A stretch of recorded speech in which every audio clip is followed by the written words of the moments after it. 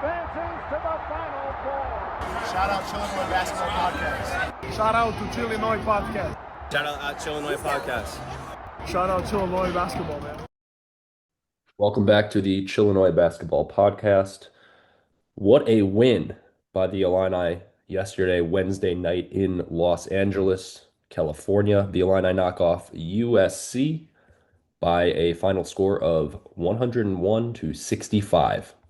The largest road margin of victory in a Big Ten game for the Illini since I think it was like the 1980-81 season or something like that. It had been a long time since they beat a team by that much on the road in the Big Ten. 36 points is the margin of victory. And I mean, this could be a pretty quick recap of this USC game because there really wasn't a whole lot the Illini did wrong. They shot the ball well. They defended extremely well.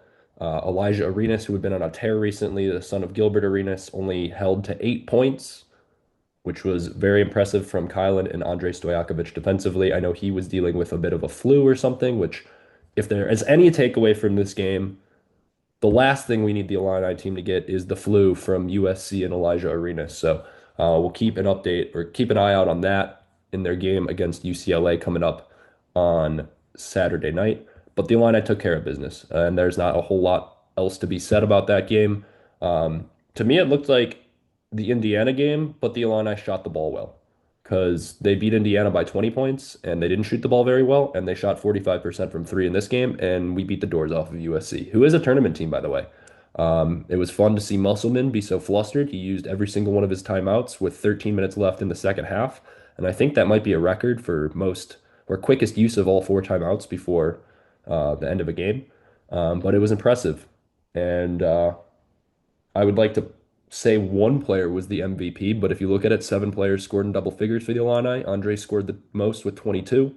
Everybody else had between 12 and 10 points if they scored in double figures. Almost most impressively to me was, I know the announcers were talking about it quite a bit, but there were like 11 or 12 NBA scouts in attendance for this game. And typically, when that happens, you might see a freshman who's trying to have their best game of their career and really put on a show for the NBA scouts and show them, like, I'm the man. I think that's what Arenas was kind of trying to do for USC. But Keaton Wagler arguably had his slowest scoring night of the season with only 14 points, I think he had. Let me double check that real quick. But nonetheless, he still ran the show for the Illini and a team that scored 101 points. So I would argue that performance itself was very impressive, that he didn't get too sped up. He didn't look like a freshman, certainly. And if you're an NBA scout and you were watching that game and you're thinking about drafting Keaton Wagler on your team, I think he made a pretty darn good case for why you should probably do so. He only scored 10 points, but he had 3 rebounds, 4 assists, and he was consistently the lead guard for the Illini, a team that scored 101 points. Noah, what are your thoughts? I know it was quite the beatdown, and we could probably talk about this one for 2 hours if we just wanted to name every single thing they did good. But they did everything pretty well. So, Yeah, this was a game that I watched from start to finish. Rare occasion for me. I don't always get to catch the games in full. you should This do one I that more made. often if we're going to beat teams by 36 points each time, please. I know, well, that's the thing is sometimes when I watch we do good, and then sometimes I have to turn it off, and then we start to do good. So I can't tell yet if I'm a jinx or not. But pretty much from the get-go, we were dominating this game. I mean, I wasn't too worried about it going into the game, but once 5 minutes had passed, I knew we were going to win, and I wasn't too worried about it. But I mean, when you look at that USC team, the announcer was agreeing with you. He was like, "Oh yeah, this is a tournament team." I don't think they're going to make the tournament. I mean, unless Chad Baker Mazara comes back, I they're He not. stated that. They might not win another game without him. And even when he does come back, maybe they beat Penn State or maybe they beat, Rutgers, but that's about it. So I'm not too high on them. They're saying it's a quad 1 win. Wouldn't be surprised if it dropped down to a quad 2 win by the time the season's over. So it was still an impressive win nonetheless. I mean, the fact that they were able to win by, whatever, almost 40 points is saying something. I mean, it was like we predicted, Oregon performance, and Andre off the bench. I liked that. I kind of preferred that. I think the minutes he got out of Merck were really, really solid. I think the minutes he got out of everybody were really solid. I mean, Petro, we'll talk about him in a little bit, but overall, I mean, just one of those performances where if you're a coach for an opposing team, you're watching that game like, what the hell are we gonna do? So almost a 10. I mean, maybe 9.5 out of 10, but basically a 10 out of 10 performance by Illinois. Yeah, I don't really know where you could dock him the minus point 0.5 if you were going to dock him for anything. Also, I think I called the Oregon-like performance. I've been calling it all season, but it finally happened. I said MVP was going to be the three-point shooting for the Illini. They didn't shoot so hot against Indiana. I was like, that can't stand. They're going to get really hot against USC. And honestly, at the beginning of the game, I think they were like 1 for 4 or 1 for 5 on threes to start. And I think I texted you at that point and was like, if we could just knock down our shots, this would be an Oregon game because everything they were shooting was wide open. I know USC is like 43rd in Ken Palm defensively, but they did not look up to the task last night. And I think that's just kind of a compliment to how good this Illini offense is. It's now jumped up to 131.9 in Ken Palm, which is the highest it's ever. Oh, I'm sorry, they're at 132.4 now. I just refreshed it. That is the highest mark it's been all season. I don't think they had ever eclipsed 132. So to be at 132.4 after last night, defensively, they're up to 23rd in the country as well. When you have a performance like you did against USC, obviously your analytics and your numbers are going to go way up. Um, I wish we could see this kind of performance every single game out of the Illini. I just don't think that's possible. I know USC didn't look great last night against this Illini team. I think they're more talented than this. Like I said, Elijah Arenas had the flu. I really hope he doesn't give that to an Illini player. That's the last thing this team needs. But he was dealing, obviously, with some sickness. You could tell he was not himself, especially after he'd scored in double figures for at least the 3 games before. And then not having Chad Baker Mazara, obviously, he was a guy on a national championship team last year that, in their Final Four run, averaged the most points per game for that Auburn team. So I think when they get him back, this USC team is definitely a tournament team. As Don McLean said last night, the announcer, not the folk singer who made the song American Pie. But as he said last night, if USC wins the game, they should win and they take care of business and they maybe win one or two in the Big Ten tournament, at least one. They should be in the tournament. So, an impressive win for the Illini if you think about the fact that they just dismantled a tournament team, most likely. They're going to have another one against UCLA, and we'll break that down in just a bit. Um, Let me look down here if there were any more points I wanted to make on this. I mean, there's a million points I want to make on this game. Andre had one of his best performances of the season. He finally got a dunk to go without missing it the first time, so that was pretty impressive. And he was also 1 for 1 on three. And then if you looked at his other three that he took, they called a whistle like right before it, but he made it as well. So maybe his shot's finally coming around. I did see both Peja and his mom in attendance, so I think that was probably good for Andre. Like I said, I think this West Coast trip is going to be good for him. I'm glad he played. His ankle didn't seem to be bothering him at all. So I'm not sure if it was the hyperbaric chamber they stuck him in for extra time or they got him like the Morez Johnson cast for his ankle. Bionic man. He is We've a got bionic man. yeah, we've got Bionicles on this team. So did you ever play with Bionicles as a kid?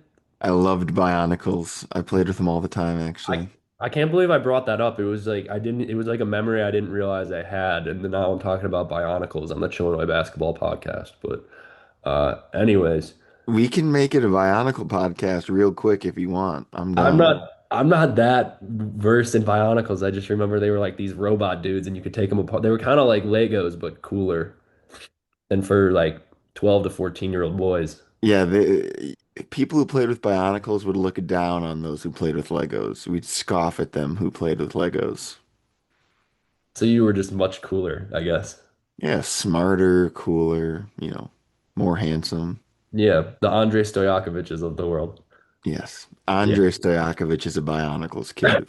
Well, he's a bionic man, so It's true. um anyways, let me go down this list here. Keaton and I, we got to talk about that. We kind of mentioned that. Just impressed that NBA scout's there and he doesn't try and speed up his game at all. Merkovich, did you see the hype video they put out for this one? And the first shot is Merkovich going through pregame like ball handling warm-ups, and he's just got the biggest smile on his face. And I commented with my personal Instagram. I was like, I posted like two smiley face emojis, and I was like, "This is David knowing he's about to give your team 14-8 on a Wednesday night in Los Angeles." Like he's so funny at this point. Like He's got the whole like I'm gonna kill myself like the whole quote there, just the bedhead. And now we've got like point guard Merk more often. If you notice at the end of the game, I really thought we'd get 5 minutes out of Petrovic, and after this we can get into our Petrovic spiel because that might be the last thing we really need to talk about. But um, I really thought they'd bring Petrovic in with like 5 or 6 minutes left after they took Keaton off the floor, and they took Kylan off the floor too. And it was not Petrovic handling the ball; it was David Mirkovic who they were giving the ball to and letting him run the point guard, which I think is a little upsetting because if you're Petrovic, you're like, seriously, we're letting our forward handle the ball now? Like, come on, man. But like, He's like, he's like, I get it. I'm not the best, but come on, I can dribble it up the court. yeah, no, it's a little ridiculous. But I mean, Mirkovic looks good in that role sometimes. I think he gets a little sped up. Um, but he had a few drive. He has some drives where I wish he would just throw the ball down like on a jam. He sometimes tries to like go to one side and get like bumped for contact or something. I mean, he has the Euro step in his bag for sure. So you definitely see the European influence come out in his game. But he's not trying to dunk it on anybody, which I wish he would. I'm not sure if he's athletic enough to get Merk that. needs to dunk. I mean, Merk is just like he's trying to be too European is the problem. He needs to just slam that ball in the hole. I mean, I need that's what he's getting paid to do. I need Zvonimir to teach him how to like just cock it back over his head and just. Or But Andre. Or yeah, Andre. that too. But are we sure Merck is like athletic enough to just jump up and yam it on somebody? Like I don't. He He has does, to be. I mean, he's so tall. He has to be able to dunk the ball. But I've never seen him dunk it, so he might not be able to. the height is one thing, but like the athleticism to also be able to elevate and get like I mean, because he's being defended by like 6'9" to 7 foot defenders, so like you have to get up to be able to dunk it on them. And I'm just based on the way he runs, like I'm just not sure he's like athletic enough to go like full Vince Carter and like dunk over somebody's head. But I'd love to see. I just want to see even an attempt. Like if he doesn't make it, he doesn't make it, you know? Yeah, But at least he'll draw the foul or a charge, and it'll like the charge will probably kill the defender if the very least. So, um, but last point before we move on to UCLA because that'll be a tough game as well. I think that one's probably tougher than this USC game just based on where UCLA is at their point in the season. But Petrovic. The first time when I watched last night, and I will admit I went back and watched this game a second time because I was at trivia with some friends and I had had some drinks, so I wasn't catching every single play. And now that I've watched it again, I caught some things the second time around that I didn't the first time. The first time I watched the game, firstly, I thought Petrovic got called for that moving screen. It was actually Mirkovic who got called for it. So I thought Petrovic came in and picked up a foul like 2 seconds into when he checked into the game. So I was like, wow, that's already if you're gonna look at his game from like a 2K my player standpoint, you start the game with like a C plus rating, I think. And like if you pick up a quick foul, you're already at a C minus. So I was like, oh, he's already a C minus. Then defensively down the court, he drew the other foul. So I was like, oh my God, he's already at like a D plus. Like he's having a shitty game. And then he turned it over. The second time I watched the game, I realized it wasn't his foul. And then he did get a steal, and then he had a layup on the other end, and then he had the alley-oop to Zvonimir. So I don't think it was like enough time to really prove what he's capable of, and I'm not sure we're going to get that at this point in the season. But it did look for like a minute and a half there, like there was a little bit of controlled chaos coming from him controlling the ball and being the primary ball handler for the Illini, and I still think that could be valuable in a game where you need a 4-0 run, you need a 6-0 run. Throw Petrovic in there, have him lob it to Zvonimir a few times, have him do the crazy high dribble with his right hand where he swings it to the left and then throws up a layup that he typically misses. But I don't know. I still think there's a little bit of value for him on this team, and I don't know. You wanted to talk about him too, so I imagine you have a point about Mihailo Petrovic. yeah, I'm just happy that he did something. I mean, usually he does nothing. So the fact that he didn't turn it over 3 times in 3 minutes was impressive, honestly.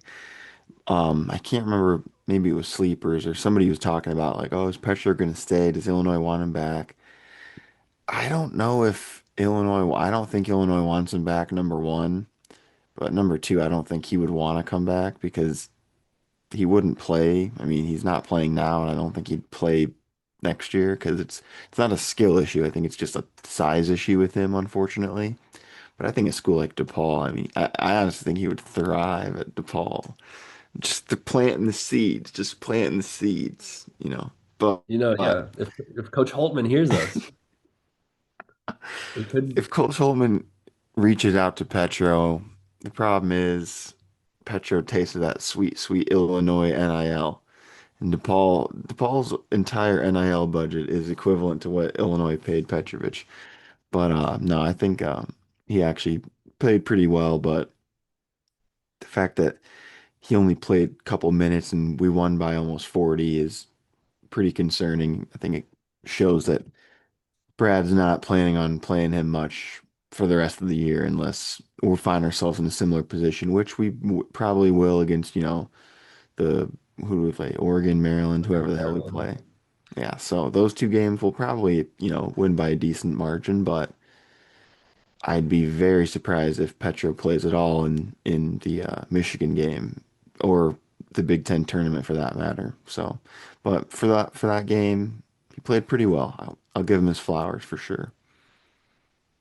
Um, yeah, I kind of now that you've got that Mihailo Petrovic to DePaul idea in my head, I'm kind of like salivating at the thought of it. Doesn't DePaul have another Serbian? You do know DePaul leads the league in alley-oops, so Petrovic would fit right in with that. Him and NJ Benson would be like, wow, that'd be like yin and yang. They would be perfect together. Um, Beat families. and then don't they have another Serbian, if I'm not mistaken? They have some white guy, I can't remember his name. Uh, I'll find it real quickly here using the Google. Yeah, Ilya Miljasevic. That's not Ilya Miljasevic. That's a picture of an African American man. Um, oh, yeah, he is from Belgrade, Serbia. So I don't know. Maybe him and Ilya Miljasevic. They're both guards, so I'm not sure. Like they'd probably be taking each other's playing time. Yeah, we'll see. I doubt Whatever. it. Holtman's not smart enough to recruit Petro. A man can dream. Any final thoughts on this USC game before we turn it over to the second leg of our West Coast trip with this Illini team? No, I think it's your typical, once a year Illinois pure domination on the road. We've seen it last year. We saw it this year. See it again. I think it's going to be a recurring thing every year. At least one game a year. We're just going to, belt to ass these West Coast teams. Hopefully, it's UCLA one of these years because I just am not a fan of McClellan. We'll talk about that a little bit, but I think, I respect Musselman, so it's unfortunate we had to beat him by so much, but gotta do what you gotta do. It is odd that it's seemingly like our West Coast trip followed by or like prefaced by an Indiana game. I don't know why that, because remember it was like the Oregon game, and then I think we played Indiana the next one, and we also shot the lights out, or it was pretty similar, or like right before or right after. Anyways, we got the next game of the West Coast trip coming up a little further down the street against UCLA and Pauley Pavilion. Sahil will be at this one, which I know he's excited to be there in such a historic basketball arena. UCLA, excuse me, UCLA is an interesting team. They've lost two in a row. I think they last lost to Michigan and Michigan State, so kind of like acceptable losses, but both embarrassing losses because they lost to Michigan by 30 and they lost to Michigan State by 23. So not the best performances, and now they're coming home to face an Illinois team that's also ranked in the top 10. Uh, Mick Cronin also just ejected one of his own players in the last game, so they've got a lot of like, what the heck is going on?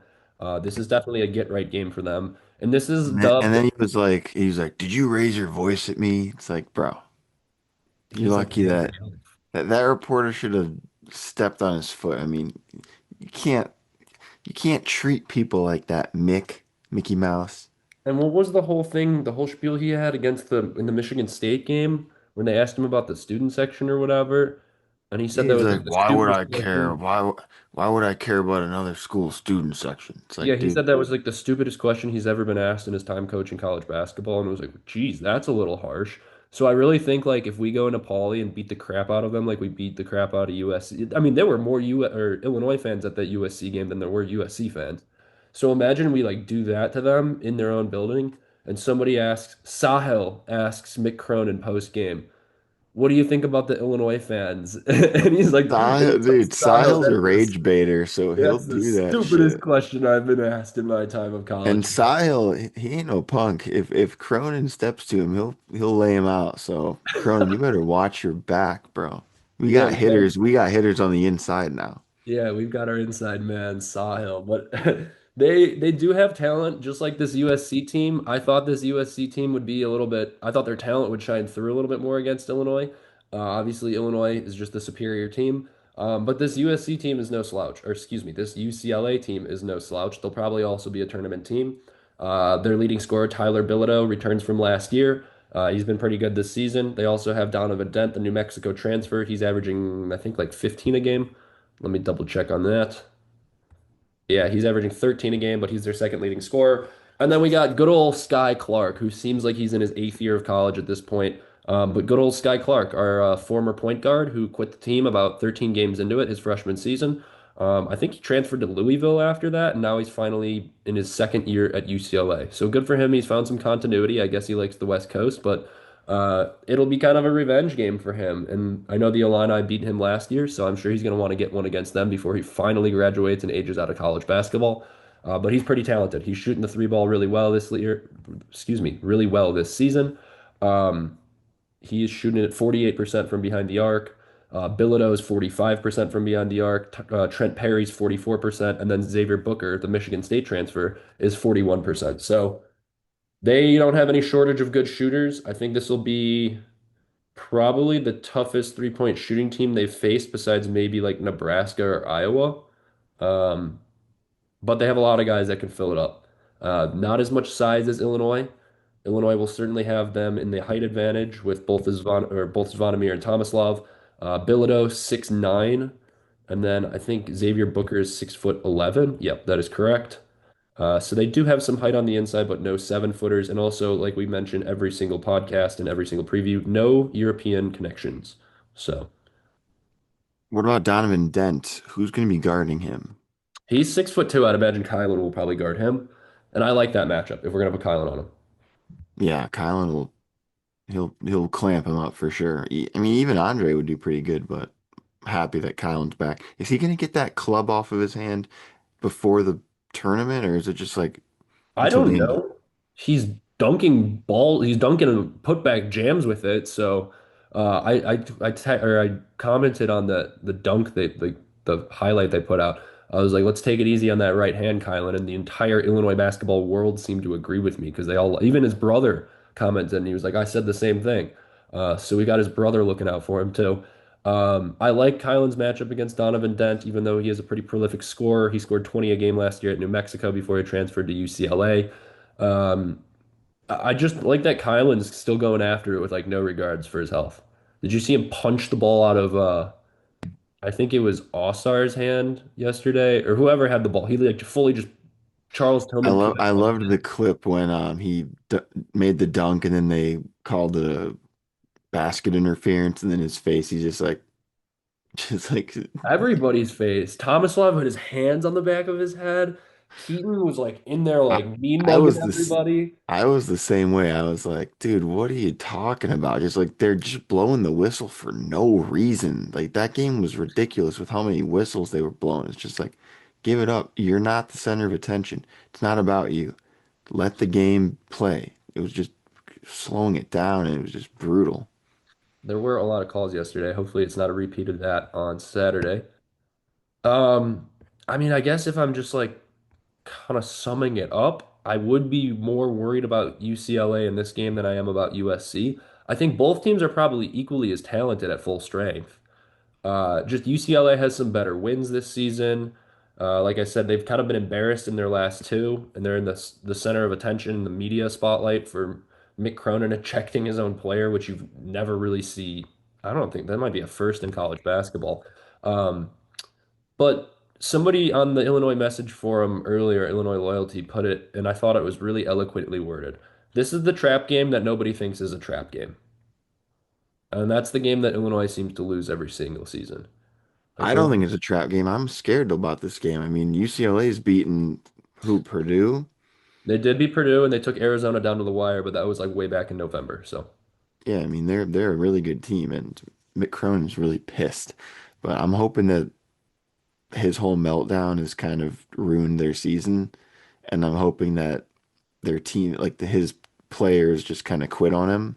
That would be great for us, to be honest. 'Cause, yeah, I don't want USC and UCLA. I want them in the tournament because I want the Big Ten to be strong. I want it to be like last year where it was like, oh, the Big Ten won every game in the first round. If USC makes the tournament, they're getting bounced. If UCLA makes the tournament, they'll maybe win one game. Maybe. These teams are mid. So, knock on wood, I don't want to That lose, was that was a little back and forth in your own words there though. You said you're worried about this game, but you also think UCLA is mid. I think they're mid.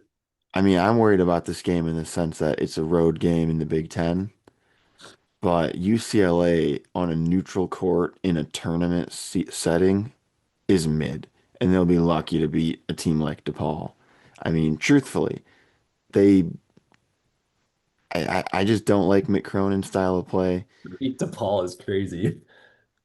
I think DePaul could beat this UCLA team. I mean, we just won at Seton Hall. So, and I know this isn't a DePaul podcast, but it will be soon. So, um, no, I mean, UCLA is better than USC for sure, I think. And Mick Cronin is a psychopath, and he does not want to lose. Would this be their third loss in a row or Yeah, second?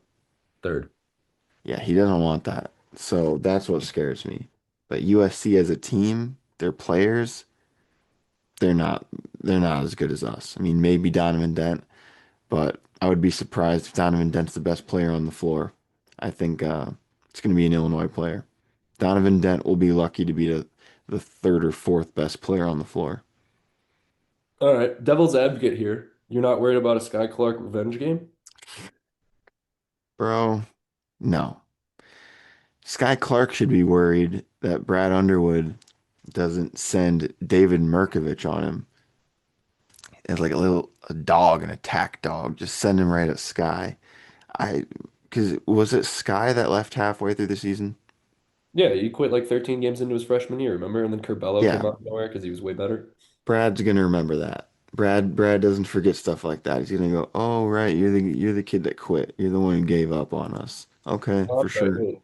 I messed that timeline up. Curbelo was before him, but he Sky No, Clark quit during the Matthew Meyer season. it was Jaden Epps was the other freshman. Yeah, it was Jaden Epps and Sincere Harris. You're right.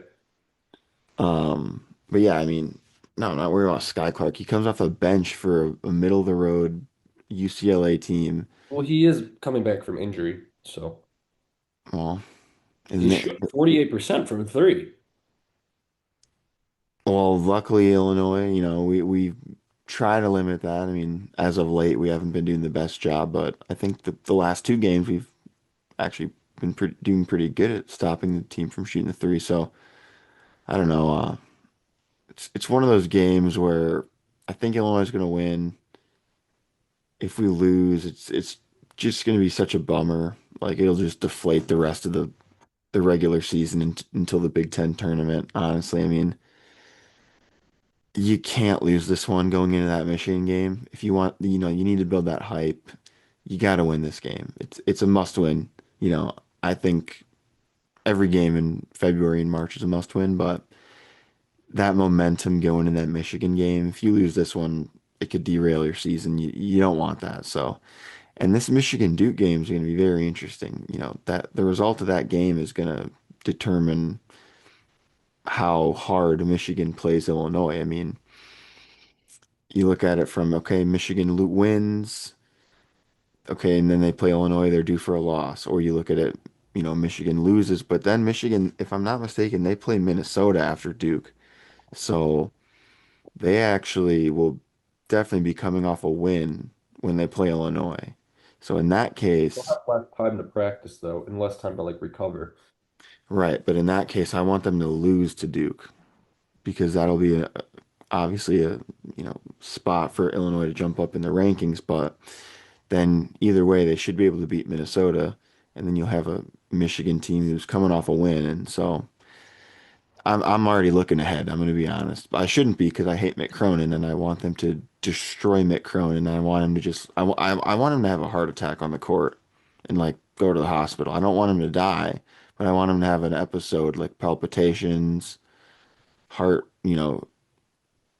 rhythmic issues, and send him to the ER, and then maybe give him a couple weeks off. Say give him, don't call it a suspension, say it's a medical leave. That's what you do.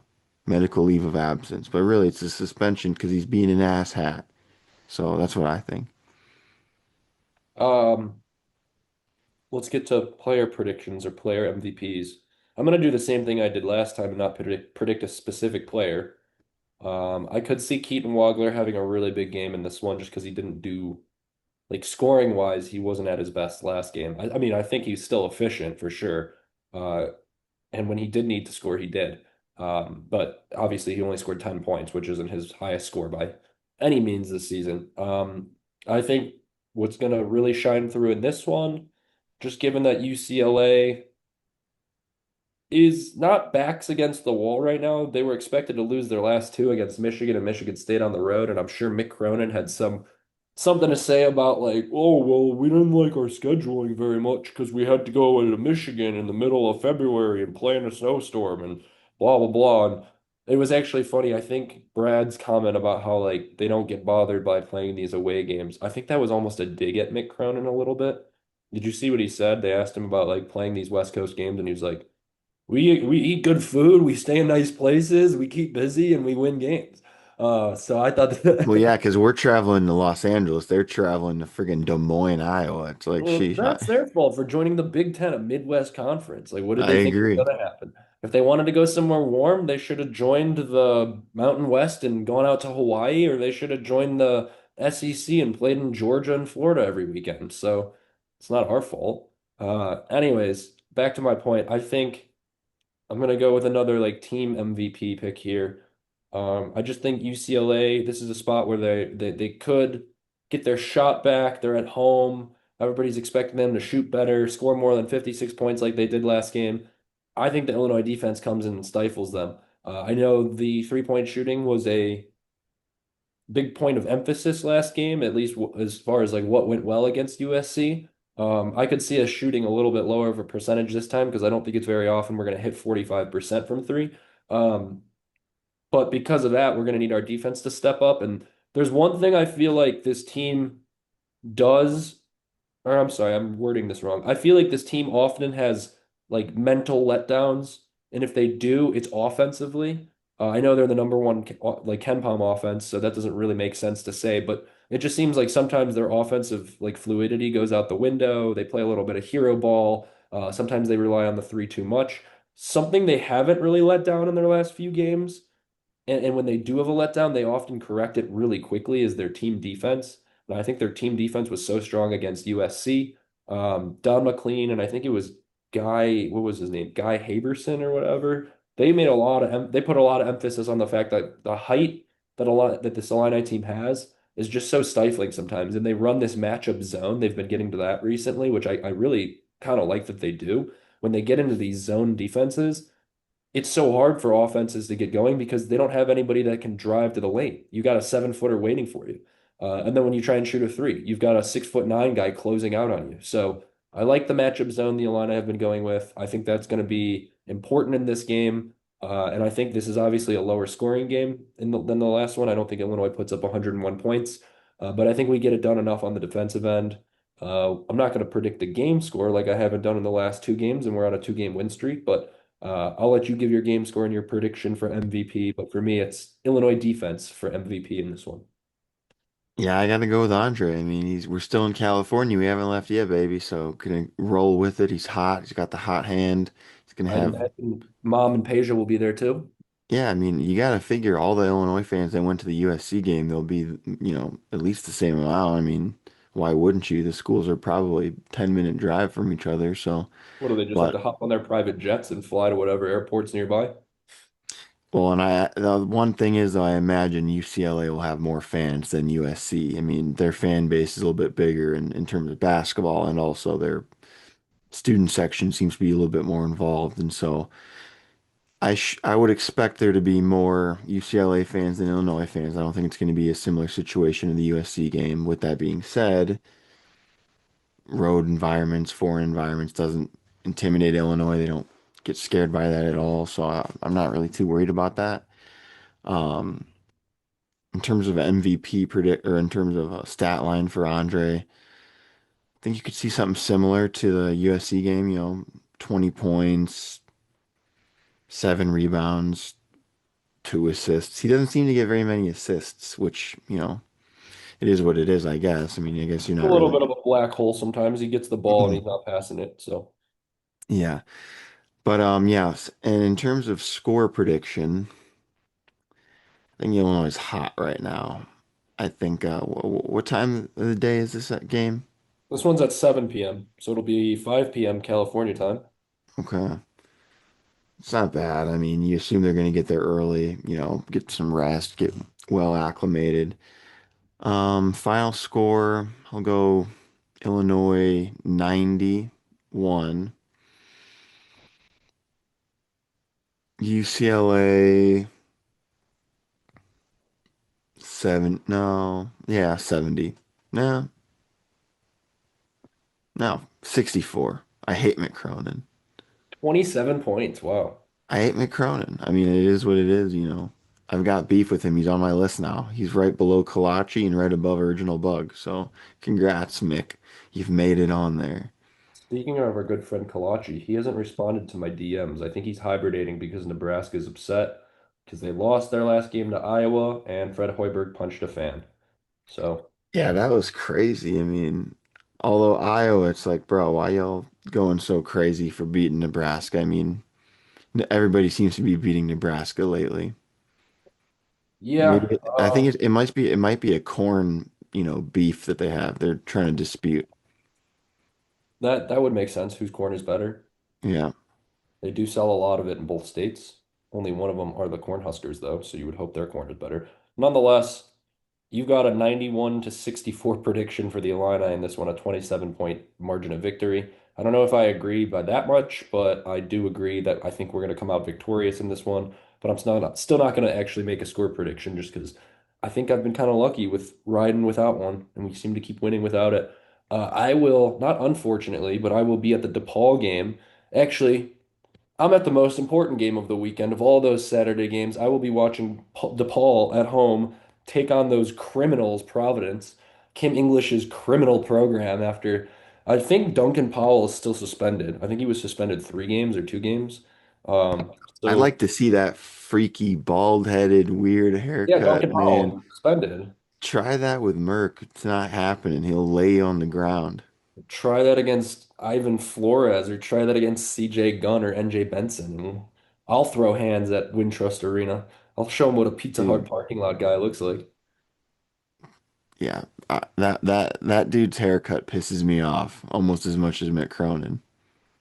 It'll be funny because I'm gonna have my mom and I are going to that game together. I don't watch a lot of college basketball with my mother, but it's alumni week or not. It's not alumni weekend. It's like Chris Holtman's buying alumni tickets. So Yeah, yeah, yeah. Alumni get free tickets or something yeah, like my that. mom claimed her free ticket, and I claimed my free ticket as a student. So we're going together. My mom graduated there in '82, so she's an alumni. But I'm gonna have to explain to her like the drama behind Providence basketball and like I don't think she understands any of that. So I'll be like, yeah, their player got suspended for 3 games for punching a dude in the back of the head during a layup. I might make a sign that like has Kim English in a jail or something, or like a penitent, or like I'll put Kim English in like an orange jumpsuit and have the rest of his team with like a ball and chain following him around. Providence is in a bad place, and if you remember, Kim English was not a fan. Well, I'm sure he wasn't a fan of the Illini, but Illini fans are not a fan of him because he's a former Missouri guard. Back when Missouri used to beat the crap out of Illinois in the bragging rights game, he was taking care of business. He was really good for Missouri, but Illinois fans do not like him very much. So I'll be cheering against them and cheering for DePaul on Saturday while the Illinois game is going on.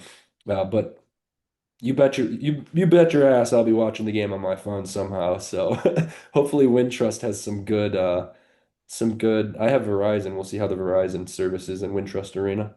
They probably got built-in Wi-Fi. Wintrust is very high tech. It's very fancy and new, so it wouldn't surprise me. As far as Big East arenas go, I mean, I haven't been to many more. I haven't been to any of. No, I've been to Hinkle once. Uh, Pfizer Forum. Pfizer Forum. Yes, I've been to Pfizer Forum, but besides those two, none. But I will say, Wintrust, Madison Square Garden. I have been to Madison Square Garden. Does St. John's play there?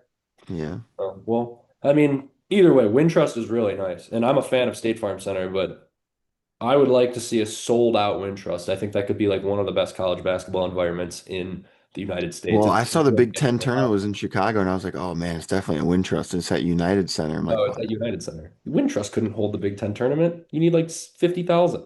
it's a nice venue. I mean, it would have to be posh and very, quaint, but it's way nicer than United Center, that's Wintrust for could sure. maybe hold the preliminary games when Penn State takes on Maryland or something. Yeah, there you go. Or like the route like the play-in games for the March Madness. I guess that would make sense. I mean, they have some of the tournament games in Chicago this year, but those will be at the United Center too. Nonetheless, that's enough DePaul basketball talk for one episode. In the future, if you guys would like to hear us talk about DePaul more, I did kind of have the thought today that we are Chillinois basketball podcast because we are predominantly Illinois, but we're also Chicago, Illinois. And if any of you guys are also DePaul fans, Noah and I would love to break down DePaul, talk about their recruiting, talk about their program in general. We're both big DePaul fans as well. So if you guys want to hear more DePaul talk, we can incorporate it into this podcast. But that's enough for now. We do have a big Illinois game coming up on Saturday. That one will be on, I think it's Fox Sports. Let me double check here. Fox, just Fox General, not Fox Sports. But February 21st, Saturday at 7 p.m. at UCLA. Noah is predicting a 27-point victory. I am not predicting. I'm hopeful for an Illini victory. But we'll find out Saturday if we can make it three in a row and back to back on our West Coast Conference trip, or not West Coast Conference, but our West Coast trip before the big Michigan game on the following Saturday. That'll be a doozy to watch for sure.